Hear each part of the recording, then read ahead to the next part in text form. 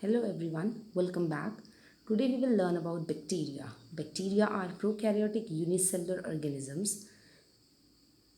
They have a relatively single cell structure compared to eukaryotic cell. They also do not possess any membrane bound organelles such as nucleus. And the outer layer of bacteria is cell wall that is surrounded by plasma membrane. Cells are found in different shapes in bacteria, that is, it could be spherical, it could be rod shape, or could be oval shape. Some of the examples of bacteria is given here, that is Bacillus, Streptococcus, Lactobacillus, etc. These organisms are unicellular and prokaryotic in nature and are found in wide range of habitat. Could be found in water, marshy area, soil, etc. If we are talking about importance of bacteria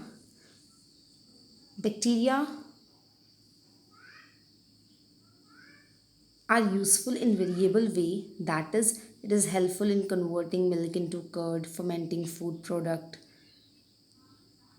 Bacteria also help in digestion and improving the body immunity system. It help in production of antibiotics which is used for the treatment and prevention against bacterial infection. Let us now study in detail. Lactobacillus is a bacteria which is responsible for converting milk into curd. This bacteria convert lactose sugar present into milk into lactic acid and thus produce sourness to milk and change milk into curd. Streptococcus bacteria is responsible for fermentation of the food product, that is, fermenting the food and producing alcohol in it. Fermentation is a process in which sugar get converted into alcohol due to presence of some bacteria. Even these bacteria are very much of important for our digestion process. Our body also consists of variable bacteria and enzymes which are responsible for developing immunity as well as proper digestion of the food. Antibiotics are the medicine which is given to infected person who get infected by any bacterial disease. To cure such diseases, antibiotics are provided or prescribed by doctors.